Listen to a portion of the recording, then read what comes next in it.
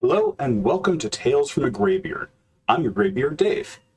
Today I want to talk about a subject that is really important to me, and it's probably the biggest reason why I started recording these videos. I have found throughout my life that I've struggled with ethical questions, and when becoming a manager, a lot of those ethical questions become really practical questions. How do you treat the people around you? How do you build teams that people want to work for? I've worked for a lot of teams I haven't wanted to work for. So how, as a manager, how do I make teams that I do, and at the same time deliver for the company? I'm making this video for a bunch of people. The number one group of people is other engineering managers. I'm hoping that people watch this and can understand where I'm coming from and implement some of this for themselves. I'm also interested in whether non-engineering managers find it valuable. I think that a lot of this applies to anyone working in like an office situation. I'm not sure this really applies to like a manager of like a warehouse floor or like a factory, but people in professional jobs, office jobs, will probably find this valuable. I do think that people who I report to or who report to me or have in the past would find this valuable to understand where I'm coming from, so that when working with me, you can understand how I communicate and why I prioritize the things that I prioritize. And really, it's open for anybody. I'm putting this up on YouTube. Anyone that wants to watch it can. I think that what I'm saying here is going to be quite a bit outside of the normal, Reddit crowd, so I think people might find it interesting. Okay, let's talk about what your moral obligation is as an engineering manager. An engineering manager is responsible for their staff. This means that you want to present a work environment that is safe, productive, and prevents them from mental hardship. So when they come into work, they don't have to worry about being in an unsafe environment. This means the obvious things, such as like sexual harassment. It means the slightly less obvious things, such as, like the ceiling falling down on them. And it means really any kind of emotional or physical safety. An EM is also responsible to the company.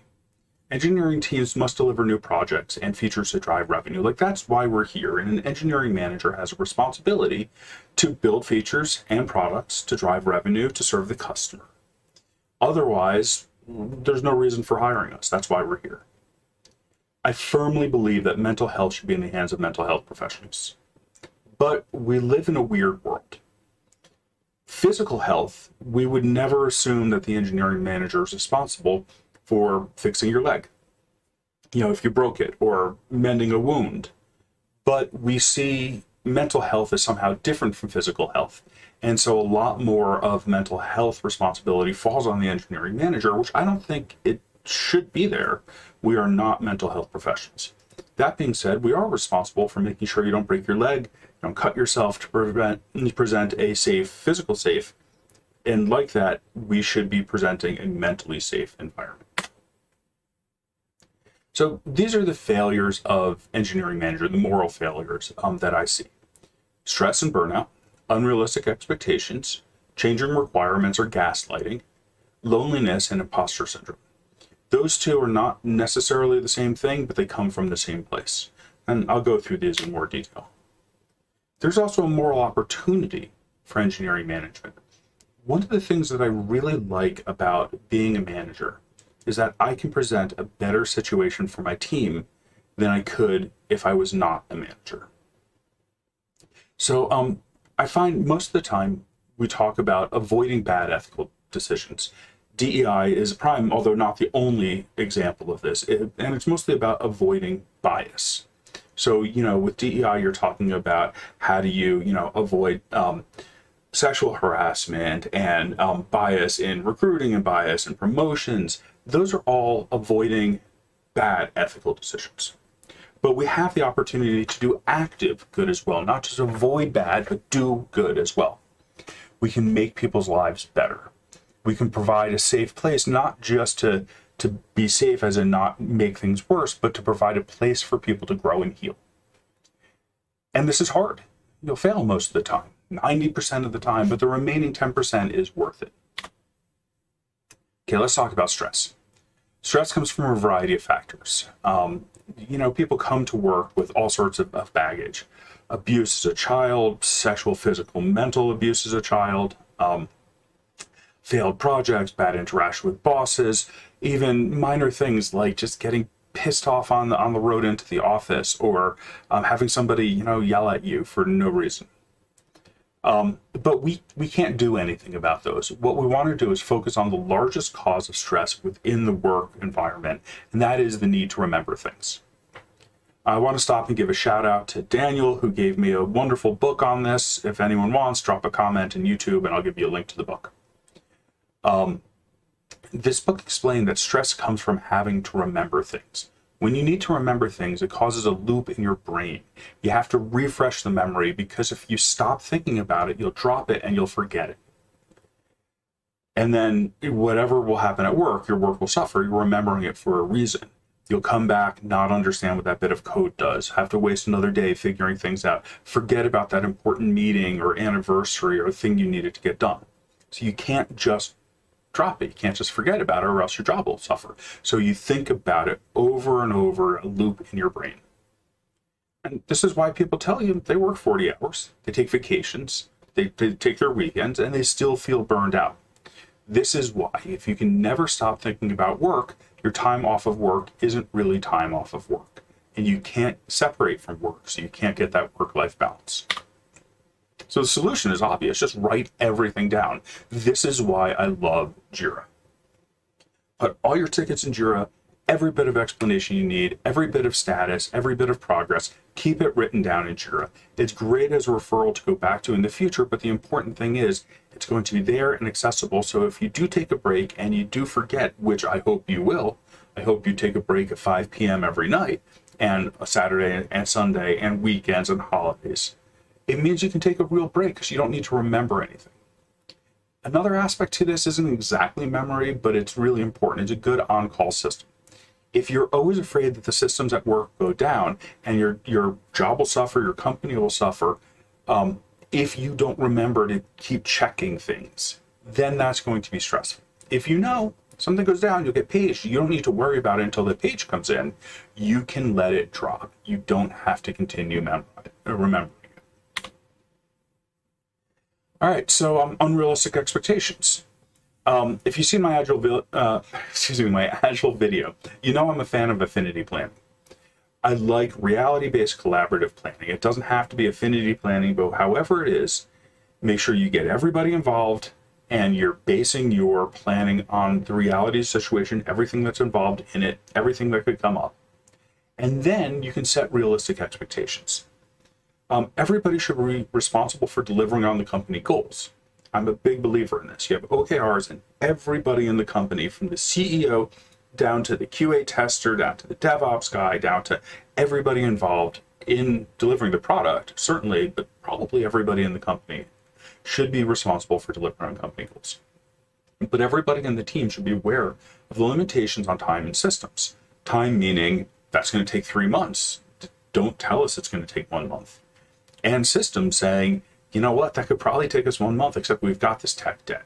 We need to go through approvals. We need to go through reviews and security and all those things. Those are parts of the system that are limitations on your ability to deliver. All of these things should be part of the planning process, and people should talk about them. That means a lot of planning. Typically, when I start a project, we have a 4-hour meeting at the front of it. I've tried cutting that down to 2, been somewhat successful. Even a 2-hour meeting at the front of it can be a lot of planning. It also means a lot of people are involved in the planning. Everybody on the team that's there. I'll go over everybody who's on the team in a later slide, but absolutely everybody who's responsible for delivering the product needs to be involved in planning. That means that it's a very planning heavy process. However, I have a coffee mug that somebody gave me that says, you can save hours of programming. You can save hours of planning with weeks of programming. Meaning the planning is worth it. You end up saving time, not in the long distance future, but in the next few weeks and months. Okay, the team. I love this guy, Mr. Renham from the IT crowd. He has an episode where he's talking about the team, he says. And people make fun of me that that's the way that I am. But we don't deliver as software developers. We deliver as part of a team, and everybody that's involved in delivering the software is part of that team. It means the team's made up of engineers, of course, and an engineering manager. I'm useful in this, I swear. But it's also the project or program manager if you have one. If not, typically it's either the product manager or the engineering manager who plays that role. Somebody to make sure that the tickets are in Jira and the process is moving along and we've got status and all those sort of things. Then there's a product manager whose job it is to determine what the customer wants and how that will affect the business. So you can say the product manager represents the customer. Technical delivery. I worked with the Android partner engineering team at Google. They were absolutely part of the process. They should have been part of planning. They were not. That was a failure of mine.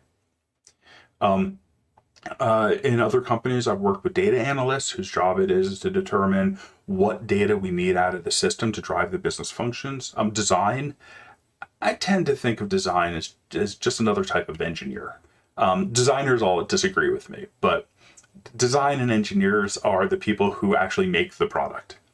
But design is also very heavily part of the product manager role. They are there to make mock-ups and show them to customers and say, would this be valuable?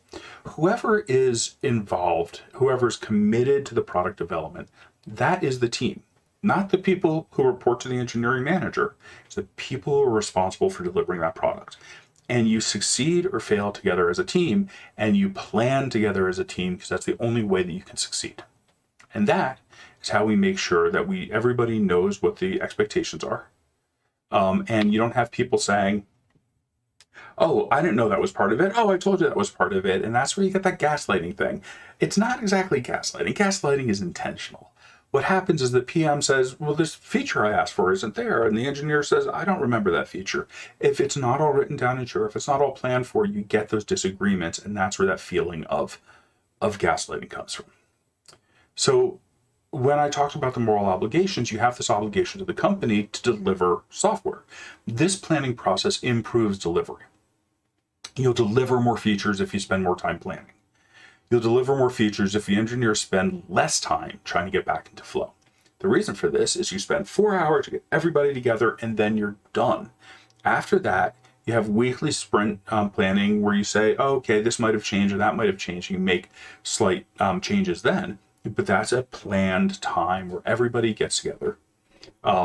And it's not breaking into flow. Everybody expects it. Otherwise, you sit down, you try to get to work. Oh, I don't have this documented. I don't know how this works. You start discovering stuff. You get 3/4 of the way through the project and you go, oh, wait, don't we need a security review on this? If you don't spend that time planning, you spend your time getting in and out of flow, and that destroys your productivity way more than a big meeting at the beginning of every project. Okay, let's talk about loneliness and imposter syndrome. Everybody suffers from imposter syndrome. I swear I saw President Obama talking about imposter syndrome. I can't find the leak now, and he wasn't explicitly saying it, but he was saying he came to the White House and he was saying, what right does he have to be there? What capabilities does he have? Of course, the right was that people voted for him. But this sense of imposter syndrome goes, everybody suffers from it at some point. You as a manager can make this easier for your team. This is the place you can have the biggest positive impact on the lives of people. When they feel as if they belong, if they're supposed to be there, they feel happier, they are mentally more secure, they're mentally more safe. And this should make you happy to be a manager. This is where being a manager has its biggest payoffs, because you can make the lives of people better by reducing this loneliness and imposter syndrome. Brené Brown, that's a picture of her in the bottom right-hand corner, says, clarity is kindness. Totally agree. Managers should be clear about expectations and results because when you don't communicate those to your staff, they don't know what they're doing. But kindness is also kindness. By that, I mean companies take this expectation of clarity to an extreme. It's when I've had employees have excellent results, do great, and yet still receive negative feedback by me by other people. I've been in that situation because companies say you're always supposed to give people the room to grow by giving them negative feedback on what they're not doing correctly. I don't think that's true at all. I've never seen anyone motivated by hearing that they suck. A story. I joined Google in my first couple of weeks. There was a woman there. I came in just at the end of performance reviews, and she got a superb. She did amazing. And I sat in on her former manager who, hired me. He was moving up, so I reported to him, and she would report to me. So I sat in on the performance reviews, and he told her that she got a superb, the highest rating you can get. Something like 9% of the company got a superb. Like, it was fairly rare. And then went into all the things that she did wrong. And it tore her apart. She worked her ass off for it, and all she heard was how terrible she is. And that's not her fault. It's because we think that that's part of clarity, and clarity is kindness. It's not. Instead, don't focus on somebody's failings. Focus on what they need to do coming up. So I started saying to people, look, you got a superb. You should start thinking, or even just an exceeds, you should start thinking about the next level. Let's talk about those places where if you were promoted today, these expectations at the next level, what would you be uncomfortable doing? Here's what I think you're not ready for in the next level. Not the job you have now where you suck, but planning for the future, what you need to do. You can give people to grow by giving them the ability to grow into their new role, not just focus on where they failed this past quarter. And sometimes just listening is the best motivation. Ask them, where do you think you're going to have trouble in the future? Where do you think you need to grow? How can I help you grow in that area? And that gives people the ability to grow. And yet it doesn't give them that soul-sucking thing where every review they say something horrible about them.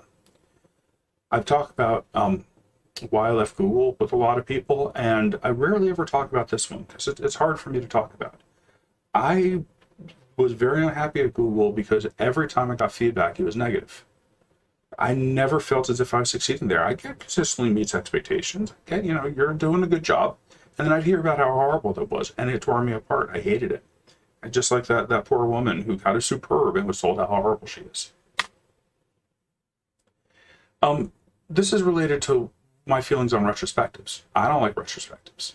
Not exactly. At the end of a project, we should have a retrospective to say, what could we have done better on like a process level?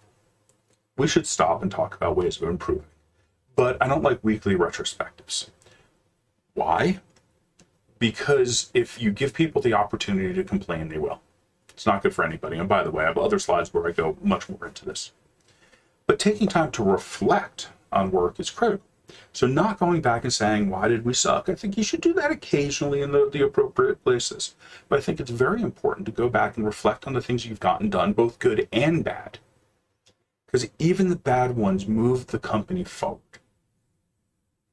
Otherwise, people feel as if they're not doing anything. The worst part of Agile is that it feels like a death march. Every 2 weeks, you've got new work and new expectations and new deadlines, and you're never allowed to just take a breath. Well, you are allowed to take a breath. Take that breath.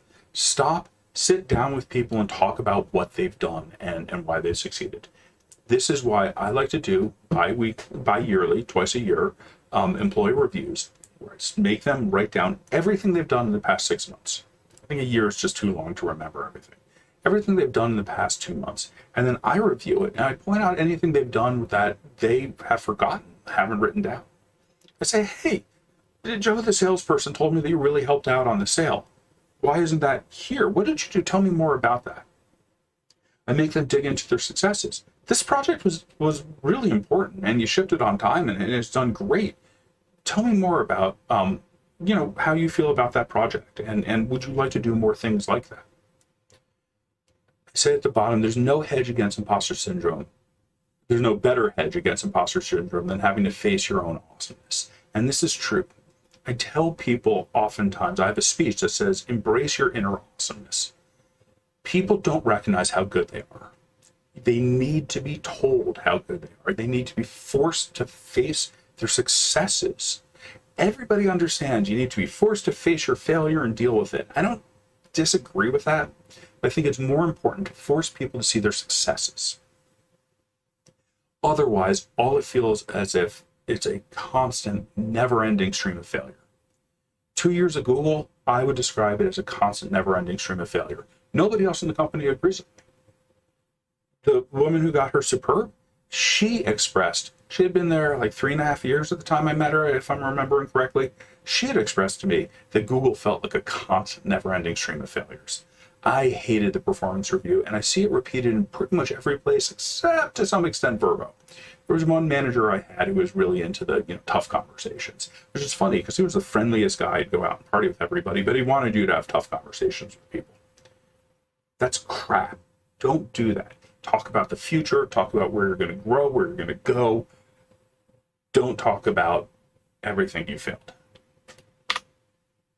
Reflect on successes. Don't shy from failures. Reflect on successes.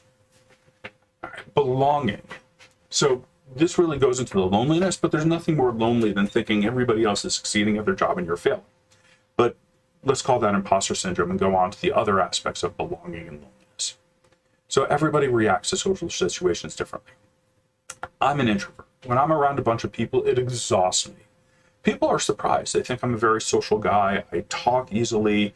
I can schmooze. People find me to some extent charming. I have a sense of humor that's kind of nerdy, but people sort of get and understand and enjoy.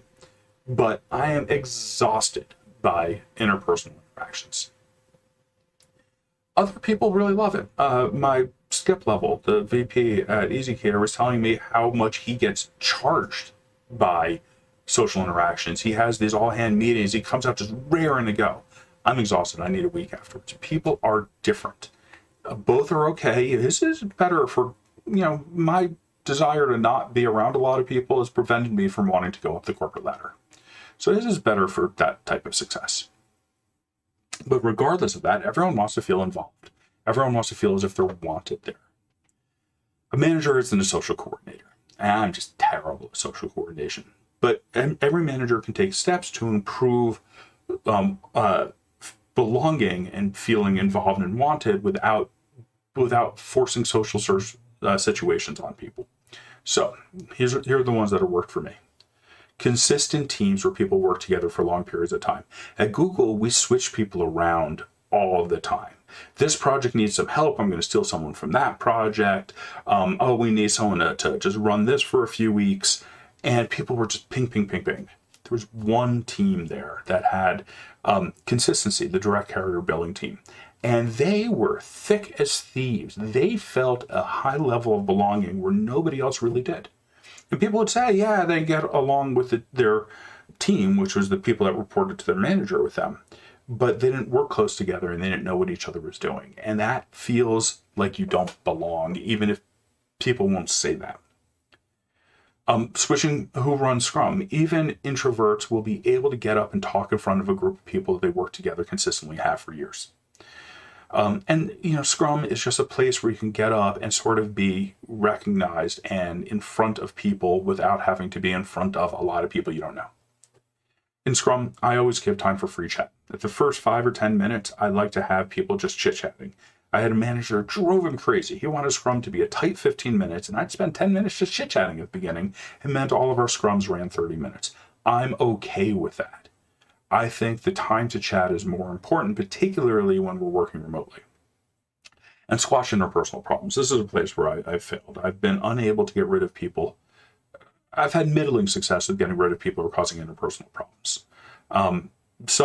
There were a couple contractors at AutoPay who just didn't get along with the rest of the team. They were fine people. They just didn't jive, and I had to get rid of them because it just was causing interpersonal problems. But at the same company, there were other full-time employees who really just hated each other, and I wasn't able to get rid of them, and it caused huge problems. So I'm not saying I've been successful at all of these things.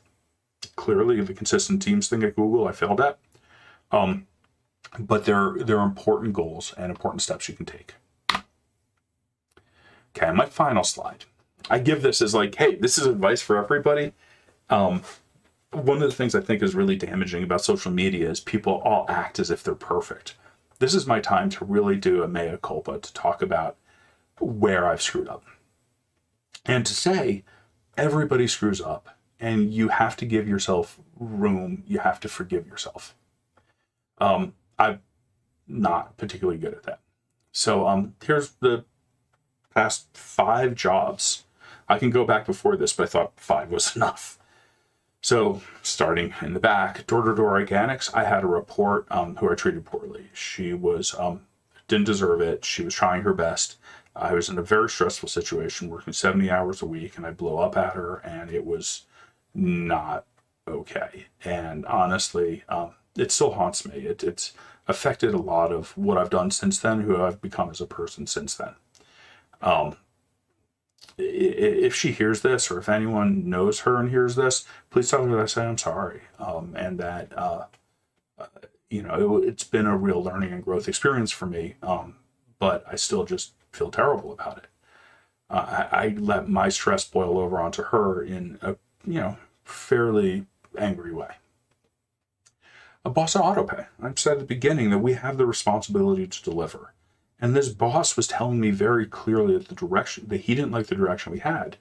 And I heard his answers and rejected them instead of being a partner with him in figuring out how we get past this.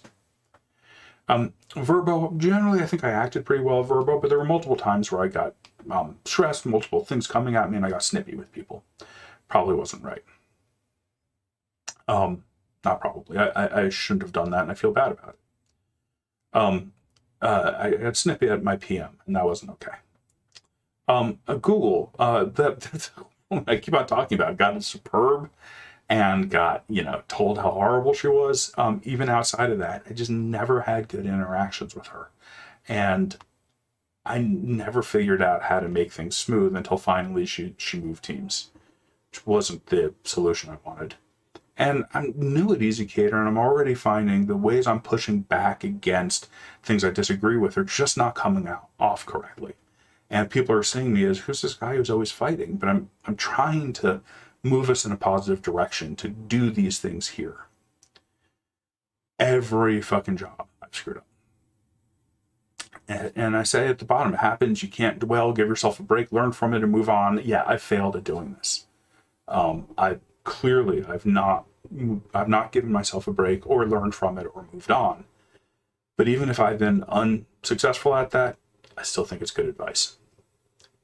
And I also wanted to finish up this with just a little bit of what I personally am hoping that somebody gets from this. I've never had a boss treat me in the way that I treat the people who report to me. I've never had a boss tell me where I've succeeded. I've never had a boss make me focus on my successes. Every boss I've ever had has made me focus on my failures. Even in Verbo, which I thought was a fairly positive environment, I never had the chance to reflect on where I've succeeded. I've never felt socially included. I've never felt comfortable at a job. I've never felt mentally safe at a job. I'm hoping that when people watch this, both people who I report to and people who report to me, will learn how I want to treat them and how I want them to treat me. And if they want to be treated differently, they can come and tell me in much the same way as this. I'm hoping this opens the door. Me being open about who I am will allow them to be open about who they are. And I'm hoping that, maybe my situation at work can improve because I'd say this. Anyway, this has been another tale from a graybeard. This one's been a little more emotionally raw than my other ones and a little more important to me, honestly. I really appreciate anyone who's listened through this whole thing all the way to here. This has been one of the longer tales from a graybeard. Thank you so much, and please comment, please give me feedback, please come and talk to me. And, if you are applying for a job with me, if you want to work with somebody who's going to work like this, please apply. So thank you.